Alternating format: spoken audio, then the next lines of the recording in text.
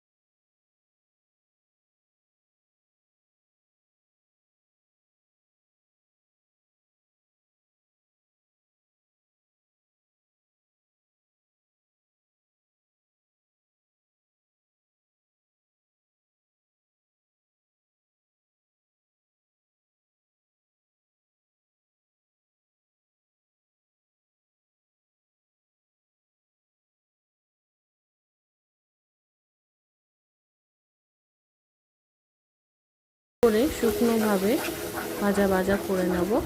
যখন ভালো করে শুকিয়ে গিয়ে এটা ছাড়া ছাড়াভাবে শুকনো শুকনো ভাব যখন দেখতে পারবেন, তখন ভাববেন এটা আমাদের ভালো করে পুরটা রেডি হয়ে গেছে। এই দেখুন, এভাবে কেমন মাখা মাখা ছাড়া ছাড়া হচ্ছে। যখন ছাড়া ছাড়া হয়ে যাবে তখন ভাববেন পুর রেডি হয়ে গেছে। আর এবার ওটাকে তুলে হালকা করে ঠান্ডা করে নেবে। তারপরে পটলের মধ্যে পরিমাণ মতন ঢুকিয়ে ভালো করে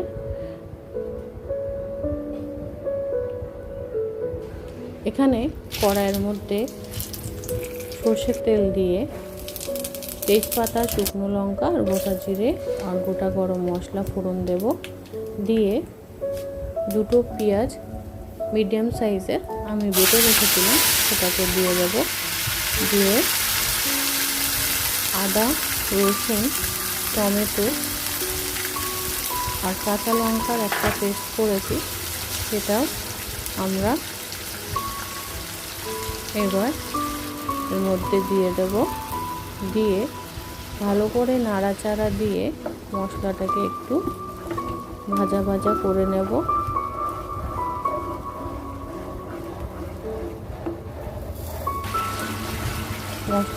মশলাটা যখন একটু ভাজা ভাজা হয়ে যাবে, তখন তার মধ্যে নুন, হলুদ, জিরে গুঁড়ো, কাশ্মীরি রেড চিলি পাউডার দিয়ে এখানে দেখুন আমার এখানে পটলের মধ্যে পুরগুলো ভরা হয়ে গেছে।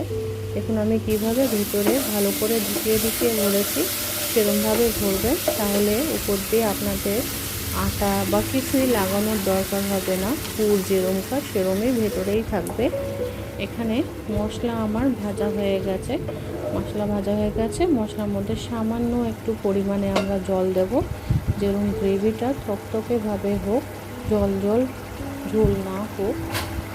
যখন ফুটে আসবে ভালো করে, তখন ওর মধ্যে পুর ভরা পটলগুলোকে আস্তে আস্তে করে আমরা দিয়ে দেব। দিয়ে এবার হালকা হালকা হাতে আমরা ওটাকে একটু নাড়াচাড়া দেব।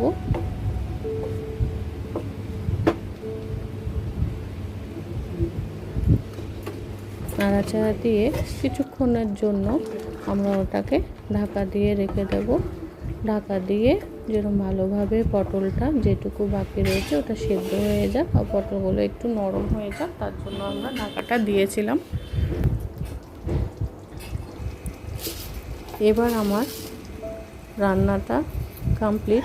উপর দিয়ে আমি একটুখানি চিনি আর গরম মশলা অ্যাড করেছি।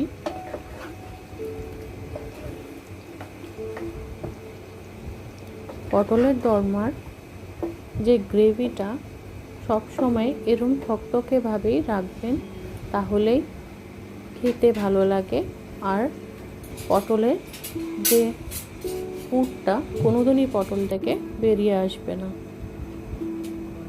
হয়ে গেছে আজকের মতন আমার রান্না কমপ্লিট। যদি ভালো লাগে প্লিজ চ্যানেলটাকে সাবস্ক্রাইব করবেন, আর ফেসবুকে থাকলে ফলো করবেন। আমি রোজ এরম নানা রকম রান্না আপনাদের জন্য নিয়ে আসব। থ্যাংক ইউ আমার ভিডিওটা পুরোটা দেখার জন্য।